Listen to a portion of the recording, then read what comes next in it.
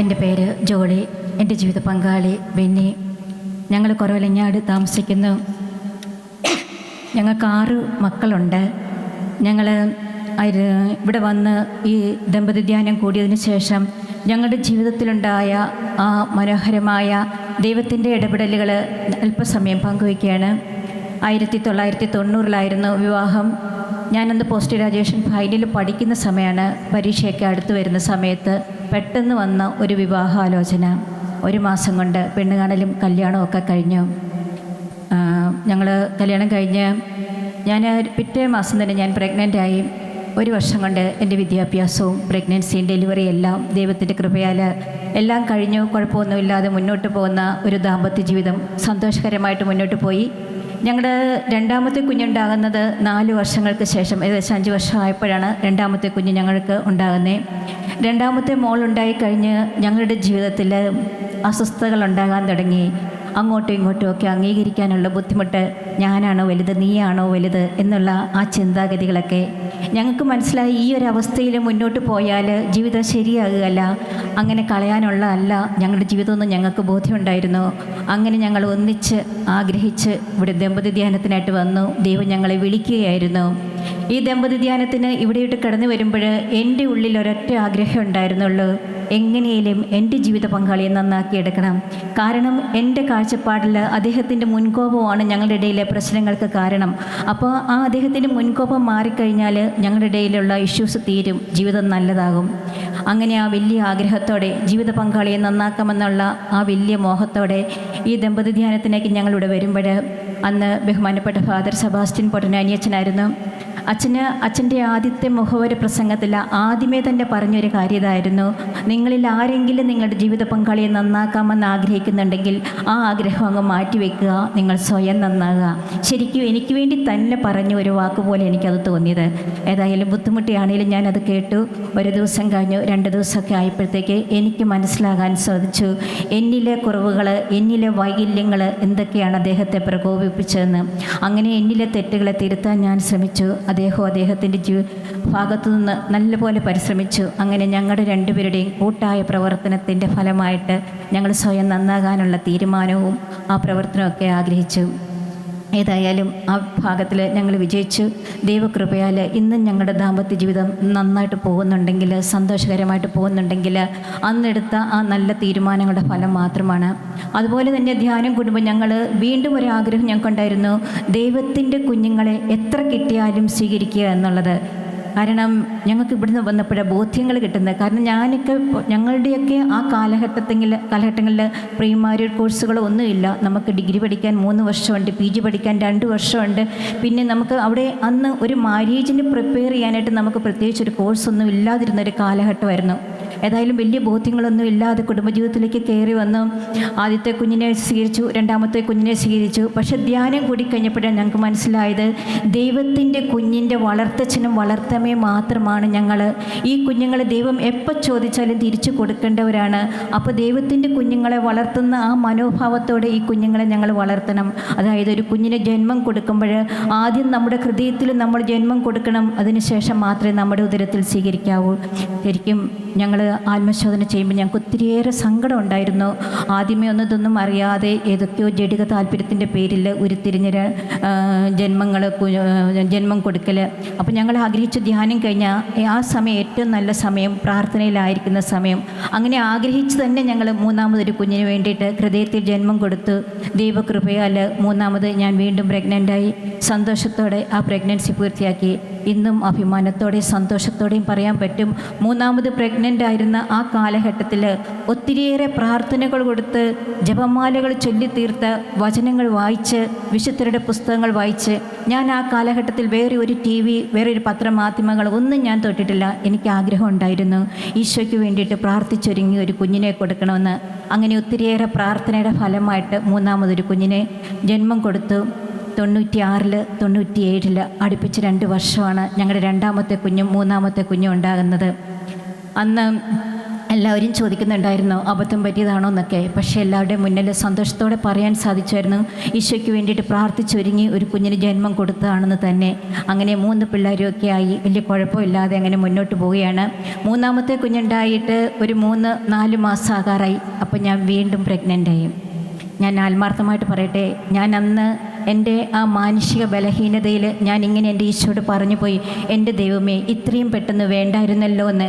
എനിക്കറിയാം ഞാൻ ആ നെഗറ്റീവ് എനർജി എടുത്താൽ എൻ്റെ ഉദരത്തിലുള്ള കുഞ്ഞിന് ആന്തരിക മുറിവുണ്ടാകും, അങ്ങനെ ചിന്തിക്കാൻ പോലും പാടില്ല എന്നൊക്കെ എനിക്കറിയാം. പക്ഷേ എന്നിലെ മാനുഷിക ബലഹീനത കാരണം ആ ഒരു കാലഘട്ടങ്ങളിൽ നമുക്കൊന്ന് എന്ന് പറയുന്ന ഒരു കാലഘട്ടം, രണ്ടാമതൊരു കുഞ്ഞിനെ മൂന്നാമതൊരു കുഞ്ഞിനെ പ്രഗ്നൻ്റ് ആയാൽ എന്തോ ഒരു തെറ്റ് ചെയ്ത ഒരു രീതിയിൽ സമൂഹം വീക്ഷിക്കുന്ന ഒരു കാലം, സഭയും പ്രത്യേകിച്ച് പ്രോത്സാഹനം കൊടുക്കാത്ത ഒരു കാലഘട്ടം. ആ കാലഘട്ടത്തിലാണ് ഞാൻ വീണ്ടും പ്രഗ്നൻ്റ് ആകുന്നത്. അതായത് 96-ലും 97-ലും ഞാൻ 98-ലും പ്രഗ്നൻ്റായി.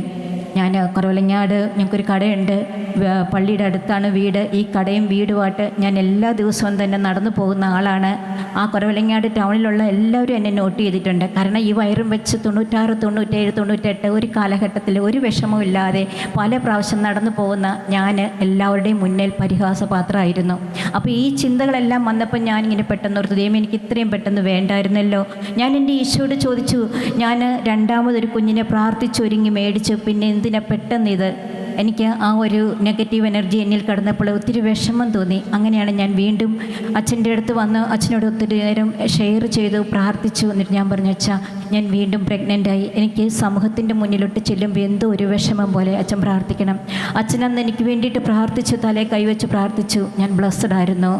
ഞാൻ ശരിക്കും അന്ന് ഈ ഇവിടെ പള്ളിയിലെ ചാപ്പലിൽ വന്നിരുന്ന് ആ ക്രൂശിത രൂപത്തിൻ്റെ മുന്നിൽ വന്നിരുന്ന് ഞാൻ ഒത്തിരി കരഞ്ഞാണ് ഞാൻ അന്ന് അവിടെ നിന്ന് ഇറങ്ങിപ്പോയി. പക്ഷേ ഞാൻ അന്ന് ബ്ലസ്സഡ് ആയിരുന്നു. എനിക്ക് നല്ല ബോധ്യം കിട്ടി, ഈശോ എനിക്ക് തരുന്ന ഒരു സമ്മാനമാണിത്. ഞാൻ മൂന്നാമത് ഈശോയോട് ഞാൻ ചോദിച്ച് മേടിച്ചെങ്കിൽ ഇത് ഈശോ അറിഞ്ഞെനിക്ക് തരുന്ന ഒരു സമ്മാനം. ഈ സമ്മാനം ഞാൻ സന്തോഷത്തോടെ സ്വീകരിക്കും. പിന്നെ എനിക്കൊരു ബുദ്ധിമുട്ടുമില്ലായിരുന്നു ആൾക്കാരെ ഫേസ് ചെയ്യാനൊന്നും. ഞാനൊരു മുൻകരുതലൂടെ എടുത്തു. എല്ലാ ദിവസവും ഞാൻ വചനപ്പെട്ടി എടുക്കും. വചനപ്പെട്ടിയിൽ നിന്ന് ഏറ്റവും മനോഹരമായ വചനം തിരഞ്ഞെടുക്കും. ഞാൻ എൻ്റെ ഉദരത്തിൽ അതൊരു സലോ ടേപ്പ് വെച്ച് ഒട്ടിച്ച് വെക്കും. എന്നിട്ട് ഞാൻ നടക്കും.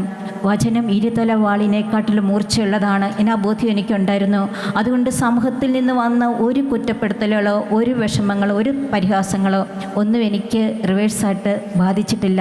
എനിക്കറിയാം, ബെനിച്ചിൻ്റെ കുറേ ഫ്രണ്ട്സൊക്കെ ഇടയ്ക്ക് എന്നോട് ചോദിച്ചിട്ടുണ്ട്, ഇതെന്നാ മൊയിലിൻ്റെ ഇനമാണോ എന്ന്. പക്ഷേ അന്നൊന്നും ഈ മൊയിലിൻ്റെ ഇനം എന്ന് പറഞ്ഞാലൊന്നും എനിക്ക് മനസ്സിലായില്ല. പിന്നീട് മനസ്സിലായത് മൊയിൽ പെട്ടെന്ന് പ്രസവിക്കുന്ന ഒരു ജീവിയാണ്, ആ കൂട്ടത്തിൽ എന്നെയും പെടുത്തിയിരിക്കുന്നതെന്ന്. ഏതായാലും എങ്ങനെയൊക്കെ പറഞ്ഞാലും ഞാൻ എൻ്റെ 4ാമത്തെ പ്രഗ്നൻസിയും പൂർത്തിയാക്കി.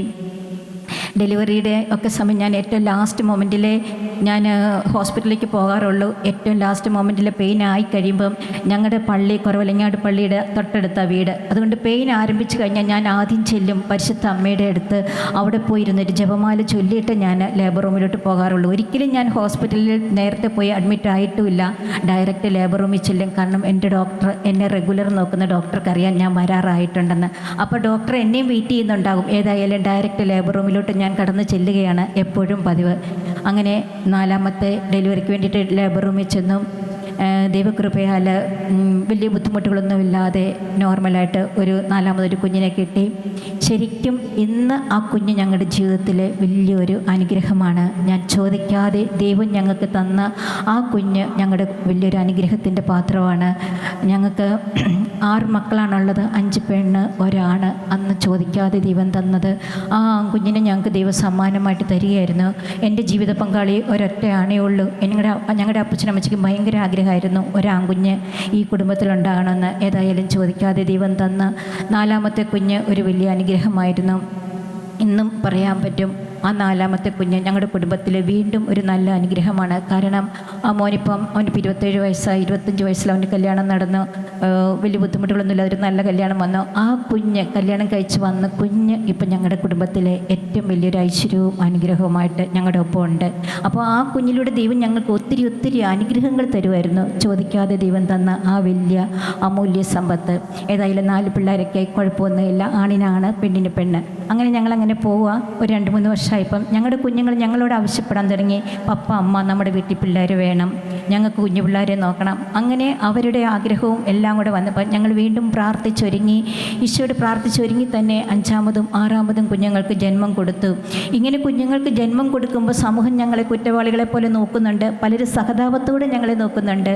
കാരണം അവരെല്ലാം വിചാരിക്കുന്നത് ഞങ്ങളോട് സ്നേഹമുള്ളതുകൊണ്ട് തന്നെ അവർ ചിന്തിച്ചു പോകും, ഇത്രയും കുഞ്ഞുങ്ങളെ വളർത്തുമ്പോൾ ഇപ്പോഴത്തെ കാലത്ത് ഈ കുഞ്ഞുങ്ങൾക്ക് വേണ്ട ഭക്ഷണം, വസ്ത്രം, എഡ്യൂക്കേഷൻ, വിവാഹം ഇതെല്ലാം നിങ്ങൾ എങ്ങനെ ചെയ്യും, എന്ത് ചെയ്യും എന്നൊക്കെ ചോദിച്ച ആൾക്കാർ ഞങ്ങളോട് ചോദിക്കുമ്പോൾ ദൈവം ഞങ്ങളെ ആരുടെ മുന്നിലും തല കുനിക്കാതിരിക്കാൻ പാകത്തിൽ ഞങ്ങളുടെ സ്വർഗത്തിലിരിക്കുന്ന ദൈവസമ്പന്നനാണെന്ന് കാണിച്ചുകൊണ്ട് ഓരോ കുഞ്ഞുങ്ങൾക്കും ആവശ്യമുള്ള സമയത്ത് ഞങ്ങൾ ചോദിക്കുന്നതിലും ആഗ്രഹിക്കുന്നതിലും അധികമായി തന്നുകൊണ്ട് ഞങ്ങളുടെ ദൈവം ഞങ്ങളെ സംരക്ഷിക്കുന്നുണ്ട്. ഈ 6 മക്കളുടെ കൂട്ടായ്മ അതാണ് ഞങ്ങളുടെ ജീവിതത്തിലെ ഏറ്റവും വലിയ സമ്പത്ത്. ഞാൻ എപ്പോഴും ഓർക്കും, ഈ 6 കുഞ്ഞുങ്ങളെ ഒന്നിച്ച് കാണുമ്പോൾ ദൈവം തന്ന ഈ അമൂല്യ സമ്പത്തിനെ ഓർത്ത് ദൈവത്തിന് നന്ദി പറയും. ഞങ്ങളുടെ പ്രാർത്ഥനാ റൂം ഞാൻ എപ്പോഴും ഓർക്കും. അവിടെ പ്രാർത്ഥനയുടെ സ്വരവും പാട്ടിൻ്റെ സ്വരവും ഒക്കെ അങ്ങ് ഉച്ചത്തിൽ കേട്ട്, കാരണം 6 മക്കളുടെ സ്വരം ഒന്നിച്ച് കേട്ട് ഞങ്ങളുടെ പ്രാർത്ഥനാ മുറിയിലെല്ലാം ഒരു പോസിറ്റീവ് എനർജിയാണ്. അത് ഞങ്ങൾ തിരിച്ചറിയുന്നുണ്ട്. ആ കൂട്ടായ്മയുടെ, ആ പ്രാർത്ഥനയുടെ ശക്തി ഞങ്ങളുടെ ജീവിതത്തിൽ ഞങ്ങൾ അനുഭവിച്ചറിയുന്നുണ്ട്. അതുപോലെ തന്നെ ഞങ്ങളുടെ ഡൈനിങ് ടേബിളിന് ചുറ്റുമുള്ള ഞങ്ങൾ ഇരിക്കുമ്പോൾ ഞങ്ങളുടെ വീട്ടിലെ ഡൈനിങ് ടേബിള് 10 പിള്ളേർക്ക് ഇരിക്കാവുന്ന, 10 പേർക്ക് ഇരിക്കാവുന്ന പാകത്തിലൊരു വലിയ ഡൈനിങ് ടേബിളാണ്. ഞങ്ങൾ ഒന്നിച്ചിരുന്ന് അവിടെ ഫുഡ് കഴിക്കുന്ന, ആ ഒന്നിച്ചിരുന്നുള്ള ഞങ്ങളുടെ ഫുഡ് കഴിക്കുന്ന ഞങ്ങളുടെ ഊട്ടുമുറിയിലെ ഡൈനിങ് ടേബിൾ ഇരിക്കുമ്പോൾ ഞങ്ങൾ ദൈവത്തെ കാണുന്നു. ആ കൂട്ടായ്മയുടെ സന്തോഷം അറിയുന്നു. ഞങ്ങൾക്കറിയാം, ആ ടേബിളിൽ ഇരിക്കുമ്പോൾ ഫുഡ് കഴിക്കുമ്പോൾ ആ മക്കൾ നോക്കും എല്ലാവർക്കും തികയുമോ എന്നറിഞ്ഞിട്ടേ ബാക്കിയുള്ളവർ കഴിക്കുകയുള്ളൂ. കാരണം അവർ മറ്റുള്ളവരെ കൺസിഡർ ചെയ്യാൻ ആ ടേബിളിന് ചുറ്റും ഇരുന്ന് പഠിച്ചു. അതുപോലെ തന്നെ ഇവർ സ്കൂളിലേക്ക് പോകുമ്പോൾ ഞങ്ങൾ PTA മീറ്റിങ്ങിനൊക്കെ പോകുമ്പം ഞങ്ങൾക്കൊരുപ്പം 5 പെൺപിള്ളേരും ഒരു സ്കൂളിലാണ് പഠിച്ചത്. അപ്പം ഒരാൾ PTA മീറ്റിങ്ങിന് ഒന്നിച്ച് പോകുമ്പോൾ ഈ 5 പേരുടെയും ക്ലാസ് റൂമിൽ ടീച്ചേഴ്സിനെ കണ്ടുപിടിച്ച് ഞങ്ങൾ ഓടി നടക്കും. കാരണം ഒരിടത്ത് ചെല്ലുമ്പോൾ അടുത്ത് എണീറ്റ് പോകരുത്. അങ്ങനെ ഞങ്ങൾ ആ പിള്ളേരുടെ എല്ലാം ഇടയിൽ ഒപ്പിടാനൊക്കെ ചെല്ലുമ്പോൾ ടീച്ചേഴ്സ് പറയും, ഇവിടെ ഇടയിലെ പിള്ളേരുടെ ഇടയിൽ എന്തെങ്കിലും ഇഷ്യൂസ് ഉണ്ടെങ്കിൽ ചേട്ടത്തി അനിയത്തിമാരെല്ലാം ഓടി വന്ന് അങ്ങോട്ടും ഇങ്ങോട്ടും സോൾവ് ചെയ്തു. ഞങ്ങൾക്കൊന്നും ഇടപെടേണ്ടി വന്നിട്ടില്ല. അങ്ങനെ അവർ പ്രശ്നങ്ങളെ സോൾവ് ചെയ്യാനും ഇടപെടാനും അവർ പഠിച്ചു. വീട്ടിൽ ഈ പിള്ളേർ തമ്മിൽ വഴക്കും ബഹളവും ഒക്കെ ഉണ്ടായിട്ടുണ്ട്, എല്ലാം ഉണ്ടാകും. പക്ഷെ ഞങ്ങൾക്ക് ഇടപെടേണ്ടി വരില്ല, അവർ തന്നെ തീർത്തോളും. അവിടെ അവർ നല്ല അമ്മയാകാൻ, നല്ല ചേച്ചിയാകാൻ, നല്ല ചേട്ടനാകാൻ ഒക്കെ ഈ കുഞ്ഞുങ്ങൾ ഈ കുടുംബത്തിൽ നിന്ന് പഠിക്കുകയായിരുന്നു.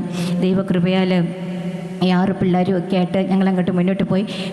പിള്ളേരുടെ എഡ്യൂക്കേഷൻ കാര്യങ്ങളൊന്നും ഞങ്ങൾക്ക് ടെൻഷൻ ഉണ്ടായില്ല. ദൈവമെല്ലാം ക്രമീകരിച്ചു. എല്ലാവരും അത്യാവശ്യം നന്നായിട്ട് പഠിച്ച് PG ഒക്കെ ആയി.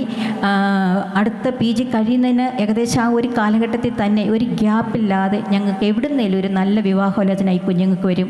ദൈവകൃപയാൽ 4 പേരുടെ കല്യാണം കഴിഞ്ഞു. 3 പെൺപിള്ളേരെ കെട്ടിച്ചു. എല്ലാവരും ഒരു 23, 22 വയസ്സ്, 24 വയസ്സിനിടയ്ക്ക് ആ പെൺകുഞ്ഞുങ്ങളെ എല്ലാം വിവാഹം കഴിച്ചു വിട്ടു. മോൻ 25 വയസ്സ്, 26 വയസ്സായപ്പോൾ അവൻ്റെയും കല്യാണം. ഇതെല്ലാം ദൈവം ക്രമീകരിക്കുമായിരുന്നു. ഞങ്ങൾ വിവാഹത്തെപ്പറ്റി ഒന്ന് ആലോചിക്കുന്നതിന് മുൻപ് തന്നെ ദൈവം ക്രമീകരിക്കുമായിരുന്നു. ഞാൻ പറയുന്നത്, ദൈവം നമ്മുടെ കുഞ്ഞുങ്ങളുടെ കാര്യത്തിൽ ഒത്തിരി ശ്രദ്ധാലുവാണ്. ദൈവത്തിന് നമ്മൾ നമ്മുടെ കുഞ്ഞുങ്ങളെ നമ്മുടെ വീടിനെ വിട്ടുകൊടുക്കുമ്പോൾ ദൈവം ഒത്തിരി ശ്രദ്ധാലുവാണ് എന്നുള്ളത് ഞങ്ങളുടെ ജീവിതത്തിലൂടെ ഞങ്ങൾ അനുഭവിച്ചറിഞ്ഞ സത്യങ്ങളാണ്.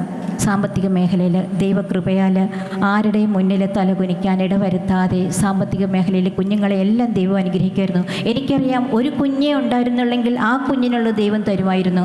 ഇപ്പോൾ 6 കുഞ്ഞുങ്ങളുണ്ടെങ്കിൽ ദൈവം 6 മക്കൾക്കുള്ളതും അത് സമൃദ്ധമായിട്ട് ആരുടെയും മുന്നിൽ നാണം കെടാതെയും വിഷമിക്കാതെയും ആരോടും ചോദിക്കാതെയും ഒക്കെ ആ തക്ക സമയങ്ങളിൽ ദൈവം ഞങ്ങൾക്ക് തരികയായിരുന്നു. അതുപോലെ ഞങ്ങളുടെ ദാമ്പത്യ ജീവിതം, അതുപോലെ തന്നെ ഞങ്ങളുടെ മരുമക്കളെ പറ്റി പറയുമ്പോൾ എനിക്ക് ശരിക്കും പറഞ്ഞാൽ ഒത്തിരി പറയാനുണ്ട്. ഈ 10 മിനിറ്റ് ഒന്നും ഞങ്ങളുടെ 6 മക്കളിലൂടെ ഞങ്ങളുടെ കുടുംബത്തിൽ കിട്ടിയ അനുഗ്രഹങ്ങൾക്ക് പറയാൻ സമയം കിട്ടില്ല. ഏതായാലും ഈ മരുമക്കളും ദൈവം അനുഗ്രഹിച്ച് നല്ല നല്ല മക്കളെ കിട്ടി. അതുപോലെ ഞങ്ങളുടെ വിവാഹത്തിൽ ജന്മദിനങ്ങൾ, വാർഷികങ്ങൾ ഒന്നും ഞങ്ങൾ മുൻകൈ എടുക്കേണ്ട, ഞങ്ങളുടെ മക്കളുടെ ഈ ടീം മുൻകൈ എടുത്ത് ഞങ്ങൾക്ക് വേണ്ടിയിട്ട് അവർ അത് ആഘോഷമാക്കുന്നുണ്ട്. വീട്ടിൽ ഒത്തിരി ആഘോഷങ്ങൾ നടക്കുന്ന ഒരു വീട്. എല്ലാവരും കൂടി ഒന്നിച്ച് കൂടുമ്പോൾ ഞങ്ങളുടെ കുടുംബത്തിൻ്റെ ആ സന്തോഷം, ഭൂമിയിലെ സ്വർഗം ഞങ്ങളുടെ കുടുംബത്തെ കാണുന്നുണ്ട്. ഞങ്ങളുടെ ഇടയിലും പ്രശ്നങ്ങളൊക്കെ ഉണ്ട്. പക്ഷേ ആ പ്രശ്നങ്ങളൊന്നും മുന്നോട്ട് തുടരാൻ ദൈവം ഞങ്ങളെ അനുവദിക്കുന്നില്ല. ഞങ്ങളുടെ ഒന്നിച്ചിരുന്നുള്ള കൂട്ടായ്മയുടെ പ്രാർത്ഥനയിൽ ദൈവം ഞങ്ങൾക്ക് ഒത്തിരിയേറെ ബലം വരുന്നുണ്ട്. ഞങ്ങളുടെ ദാമ്പത്യ ജീവിതം ദൈവകൃപയാൽ ഇന്നും സന്തോഷത്തോടെ ദാമ്പത്യ ജീവിതം മുന്നോട്ട് പോകുന്നു. പരസ്പരം സ്നേഹിക്കാനും പരസ്പരം തുണയ്ക്കാനും ഒക്കെ പാകത്തിൽ ദൈവം എനിക്കൊരു ജീവിത പങ്കാളിയെ തന്നിരിക്കുന്ന ദൈവം തന്ന വലിയ വലിയ കൃപകൾ ഈ 10 മിനിറ്റ് കൊണ്ട് തീരില്ല. ഏതായാലും എല്ലാവരുടെയും പ്രാർത്ഥനയ്ക്ക് വേണ്ടിയിട്ട് വീണ്ടും യാചിച്ചുകൊണ്ട് തൽക്കാലം നിർത്തുന്നത്. ദൈവത്തിന് സ്തുതി. ഞാനാണു ദൈവമേ മാറേണ്ടത്, ഞാൻ മാറിയാലെല്ലാം മാറിയിടുമേ. പങ്കാളിയല്ല നാഥ മാറേണ്ടത്, മാറ്റം വരേണ്ടതെനിക്കാണല്ലോ, മാറ്റം വരേണ്ടതെനിക്കാണല്ലോ.